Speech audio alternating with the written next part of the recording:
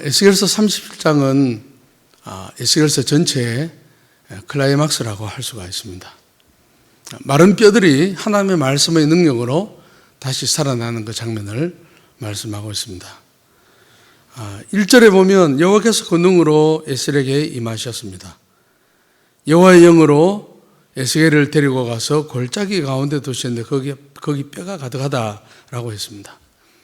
그러니까 그 하나님의 어떤 능력, 강력한 영적인 체험을 에스겔이 하는 것이죠.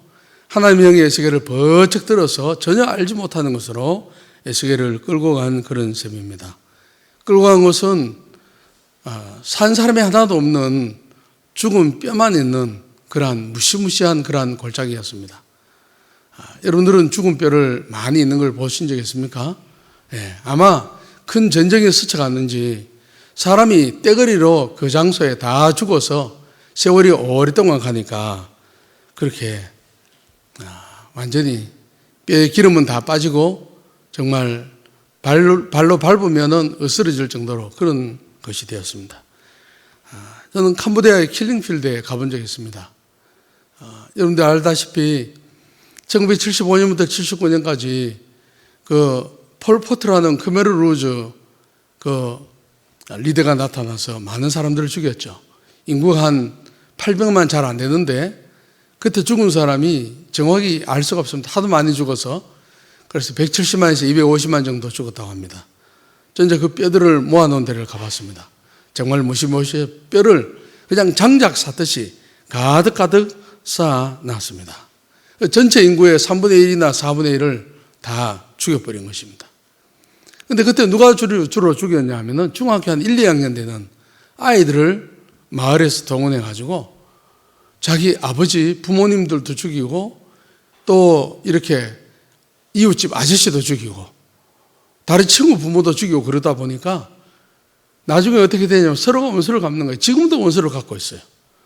정말 무시무시한 그러한 것이 지나갔습니다. 3절 다시 가보면 그가 내게 이르시되 인자의 뼈들이 능히 살 수 있겠느냐 하시기로 내가 대답하되 주 여호와여 주께서 아시나이다. 하나님께서 에스겔에게 이 뼈들이 능히 살 수 있냐고 물으셨을 때 사람의 생각으로는 100% 불가능한 것이죠. 여러분들 죽은 뼈가 어떻게 살 수가 있겠어요? 그건 상상을 할 수가 없는 것이죠. 그래서 이 절망의 골짜기에는 사람이 많이 죽었는데도 그 뼈를 묻어줄 사람도 없었던 것이죠. 그런데 에스겔은 하나님의 능력에 사로잡혀 있었던 것 같습니다. 그래서 이 에스겔이 주 여호와여 주께서 하시나이다라고 할 때 자기 생각으로 말하지 않고 하나님의 성령의 감동으로 믿음을 가지고 하나님은 하실 수 있을 것이라는 믿음을 가지고 그렇게 하나님께 대답을 한 것 같습니다. 하나님이 에스겔에 이렇게 질문한 것 같았습니다. 포로가 된 이스라엘 백성들을 보니까 죄가 많고 그냥 하나님을 배반하고 하는 짓거리라고는 보면 하나님을 기쁘시게 하는 것이 하나도 없는데 내가 이런 인간들도 보호해주고 복을 내려주고 그렇게 할 줄을 내가 믿느냐라고 도전하는 것 같았습니다. 아마 여기 보면 순장들이 많이 있습니다. 우리가 순장 입장이면 하나님은 우리에게 이렇게 물으시는지도 모릅니다. 특별히 새가족 순장들은 새가족 들어오면 정착시키는데 아주 정말 애를 먹습니다. 한번 나와주고는 전화도 받아주지 않습니다. 알고 보면은 정말 우리가 상상을 초월하는 그런 사실들이 숨어 있기도 하고요. 그래서 너는 순장으로서 저렇게 가능성이 없어 보이고 상상을 초월하는 그런 짓을 하고 그렇게 하는데 내가 그 영혼을 구원해주고 복을 줄 너는 믿느냐? 라고 하나님이 우리에게 물으시는 것과 같습니다. 사랑하는 여러분, 우리는 그런 하나님의 질문에 우리는 대답할 수 있어야 합니다. 우리의 마음이 하나님께 가 있지 않고 세상에 가 있으면 우리가 하나님의 질문도 들을 수 없고 하나님께 바른 대답도 할 수가 없겠죠. 우리의 마음이 온전히 하나님을 향할 때 하나님이 나에게 무엇을 물으시듯인지, 그리고 어떤 대답을 원하시는지를 하나님께 우리가 알 수가 있을 것입니다. 교회에 왔습니다. 그런데 교회에서 어려움 당한 사람이 참 많죠. 특별히 서가를 담당하면서 그 사람이 왜 교회를 나오다가 안 나오는가 물어보면 정말 말할 수 없는 그런 부끄러운 일들이 참 많습니다. 한 번은 토요 전도팀에 길 옆에 서 있었는데 아줌마 한 사람이 와가지고 지나가다가 이제 전을 먹고 커피를 한 잔 마시면서 하는 말이, 자기가 서울 올라온 지 몇 개월 되지도 않았는데 어느 교회를 나갔대요. 한 사람이 너무 잘해주는 거예요. 교회 가는데 장로님도 소개해주고 너무너무 잘해주고 하면서 이 사람이 돈을 빌려달라대요. 그때 알아봤어야 하는데 돈을 빌려줬대요. 1억 빌려주고 2억 빌려주고 3억 빌려주고 많이 빌려줬죠. 돈이 많은가 봐요. 지갑에 그 통장을 보여주면서. 그래서 저희가 교회를 나가다가 안 나간다는 거예요. 네, 사기를 당해서. 법적으로 가니까 벌써 파산 선고 다 하고 그냥 법적으로 아무것도 없는 것으로 만들어 놓으니까 어떻게 할 수가 없다는 거예요. 얼마나 기가 막혔는지. 제가 차마 저 입으로 서울시민교회 저쪽인데 교회 나오세요. 그 소리를 못했어요. 너무 부끄러워서 얼굴이 화끈거리고. 네. 우리는 그런 사람들을 볼 때 그 사람이 예수 믿고 다시 구원받을 희망이 제로이지 않습니까? 네. 하나님이 우리에게 물으시기를 그런 사람도 그 낙심을 이기고 구원할 줄 너는 믿느냐라고 하나님 우리에게 대답을 하시는 것입니다. 사랑하는 여러분, 하나님의 영에 사로잡힌 사람은 사람의 어떠한 상태를 보더라도 쉽게 포기하지 않습니다. 저는 이제 순장님들을 가만히 볼 때 사실은 급이 다 달라요. 네.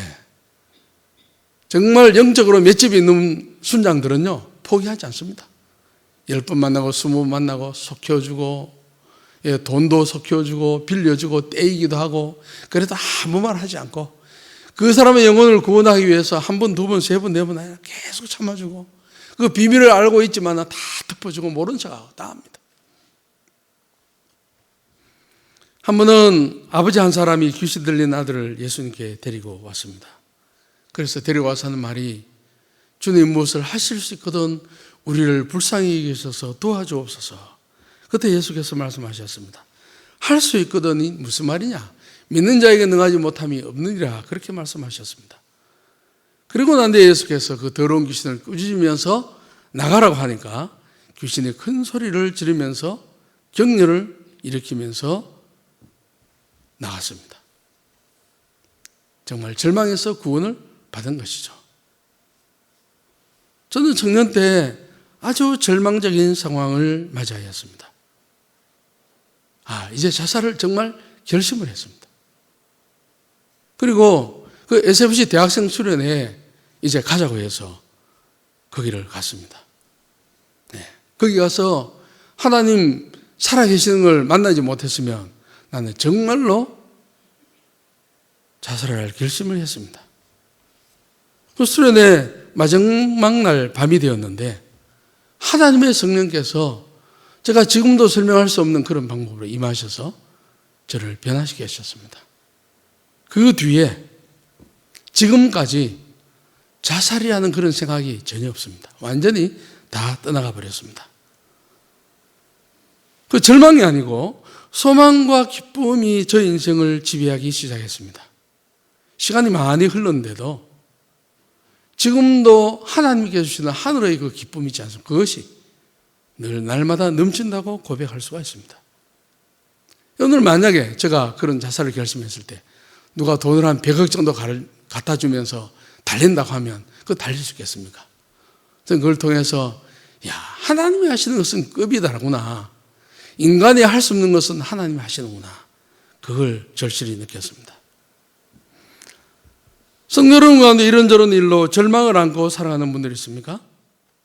하나님은 절망을 싹 거두어 가주시고 소망을 주시는 그런 분입니다.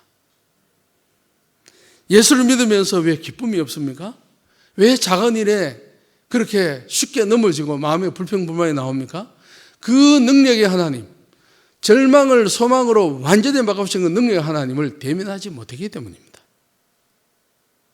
세상의 모든 절망을 능가하는 하나님의 은혜를 경험하지 못하기 때문입니다. 여러분들 만약에 절망 가운데 있으면 하나님, 이 시간에 나의 절망을 하나님께서 가져가 주세요. 대신 하나님의 소망을 나에게 하늘에서 부어주세요라고 기도하시면, 정말 간절히 기도하면 하나님은 그 기도를 응답하셔서 내 인생 속에 들어와 있는 어둠과 절망을 완전히 다 가져가 주시고 나를 새롭게 해주시는 것입니다. 사람은 시간이 많이 걸려도 되지 않습니다. 그러나 하나님은 삽시간에, 일순간에 사람이 할 수 없는 것들을 하시는 그런 분입니다. 너희가 온 마음으로 나를 구하면 나를 찾을 것이요 나를 만나리라고 말씀하셨습니다. 오늘 저녁에 사랑하는 여러분들이 하나님을 만날 수 있는 복이 여러분들에게 있기를 간절히 원합니다. 1907년 1월 달에 1월 초에 평양에서 대부흥운동이 일어났습니다. 그래서 사람들은 그 이후에 평양을 동방의 예루살렘이라고 불렀습니다. 그런데 전쟁 이후에 공산 정권이 들어서면서 지금 제가 볼 때는 북한이 지구상에서 지역과 가장 많이 닮은 그런 곳이라고 생각이 됩니다. 인간적인 눈으로 볼 때 정말 소망이 없는, 가능성이 제로인 땅입니다. 그런데 우리는 어떻습니까? 예수 믿는 우리는 어떻습니까? 그 소망을, 그 절망을 그대로 가지고 있지 않습니다. 우리는 하나님께 기도합니다. 하나님께서 일하시면 다시 회복될 줄로 믿습니다 라고 우리는 기도하죠. 여러분들, 저 북한을 놓고 볼 때 예수 믿는 우리가 그들을 위해서 기도하지 않고 하나님은 저 북한을 변화시킬 수 있다는 그 믿음이 없으면 우리 민족은 소망이 없는 것입니다. 예수 믿지 않은 사람들 잡고 물어보세요. 북한에 소망이 있는지 없다고 할 것입니다. 그러나 예수 믿는 우리들은 하나님을 통해서 북한을 바라보기 때문에 그 평양, 그 예루살렘이라고 했던 그 평양을 다시 회복시킬 수 있는 분이라고 우리는 믿기 때문에 기도를 하는 것입니다. 그리고 기도를 포기하지 않는 것입니다. 그러면 언제 절망적인 것이냐? 예수 믿는 우리가 기도를 중단할 때 그 땅은 절망적인 것으로 변할 것입니다. 하나님의 에스겔에게 인자야 능히 이 뼈들이 살겠느냐?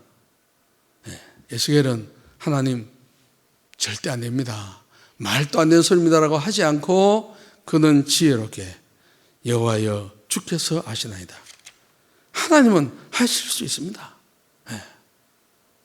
여러분 이런 고백을 해보십시오. 하나님은 나의 무너진 인생을 다시 세우실 수 있는 분입니다. 우리 순원들 가운데 저 인생은 완전히 무너져서 하는 그 순원들도 하나님은 능히 세울 수 있는 분이다. 세상에 손가락질을 받고 정말 텔레비전에 무슨 기독교에 대한 비판적인 그러한 것들이 나올 때 우리가 절망하지 않습니까? 그러나 그러한 절망적인 이 조국의 교회도 하나님은 능히 살리실 수 있는 분이다 라는 것을 우리는 믿어야 할 것입니다. 하나님의 복음을 거부한 사람들이 많이 있죠. 우리 부모가 있고 형제가 있고 우리 전도 대상자들이 있습니다. 그러나 하나님께서 성령으로 역사하시면 하나님은 그들도 우리처럼 예수께로 돌아올 수가 있습니다. 지금 이 땅은 어떻습니까? 제가 선교사로 오래 있다가 이 땅에 와서 깜짝 놀란 것은 군의가 완전히 무너진 겁니다. 초등학생이 대통령 보고 마음대로 욕을 하는 그런 나라 없습니다. 그런 거 보면 북한을 제외하고 민주주의 국가 가운데 우리 대한민국 백성들이 가장 마음이 완악한 것 같아요. 깜짝 놀랍니다. 군의는 무너졌습니다. 좌파와 우파로 두 개가 쫙 나눠졌습니다. 그러나 우리가 기도할 때 하나님만이 이 갈라진 이 백성들의 마음을 다시 하나로 하실 수가 있습니다고 우리는 기도할 수가 있습니다. 우리가 이러한 믿음을 가지고 기도해야 할 것입니다. 믿음이라는 건 뭡니까? 인간은 죽었다 깨어나도 할 수 없는 것을 하나님은 반드시 하실 수 있다는 것입니다. 하나님은 한번 마음 잡수시면 반드시 될 수가 있다는 것을 믿는 것입니다. 죽은 지 오래된 뼈, 나뒹굴고 있는 것을 살린다고 하는 것은 불가능한 것입니다. 우리가 기껏 해봐야 그거 걷어가지고 갈아가지고 화장해서 다시 묻어주는 것이죠. 그런데 하나님은 놀라운 말씀하셨습니다. 뼈들이 다시 산다는 겁니다. 또 내게 이르시되 너는 이 모든 뼈에게 대언하여 이르기를 너희 마른 뼈들아 여호와의 말씀을 들을지어다. 내가 생기를 너에게 들어가게 하리니 너희가 살아나리라. 에스겔에게 뼈를 향하여 하나님이 설교하라고 하는 것이죠. 여러분들 살아있는 나무를 세워놓고 설교한다는 이야기 들어보셨죠? 설교자들이 설교 연습할 때 산에 올라가서. 그런데 죽은 뼈 앞에 설교한다는 이야기 들어본 적 없죠? 그런데 에스겔서에 그 말씀이 있습니다. 여호와의 말씀을 대언하고 하나님의 생기가 들어가면 다 살아날 수가 있다는 것입니다. 여러분들 죽은 뼈를 놔두고 설교하는 것보다 더 무익한 짓은 없을 것입니다. 아무런 소용없는 짓입니다. 여러분들 우리 주위에 우리가 복음을 들고 가면 그냥 내빼버리고 구원을 안 받으려고 발버둥 치는 그런 영혼들을 봅니다. 그때 우리가 생각됩니다. 저런 영혼에게 다가가야 무슨 유익이 있는가. 제가 월요일 날 순장님 한 분하고 복음 전하러 갔습니다. 갔는데 그냥 앉아있는 사이에 문으로 도망가 버려가 돌아오지 않는 거예요. 네. 그래서 저 마음속에 결정하기를 내가 가만히 패배하는가 봐라. 나는 거머리보다 더 딱 붙어서 저 사람 죽는 순간까지 내가 따라다닐 거야. 그렇게 작정하고 돌아왔습니다. 네. 우리가 화요 전도팀이 있죠. 토요 전도팀이 있습니다.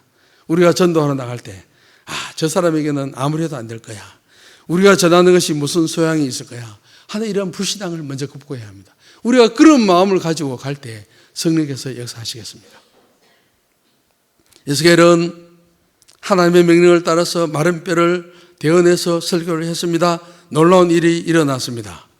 예. 사람이 죽고 난 뒤에 부패한 순서 역순으로 일어났습니다.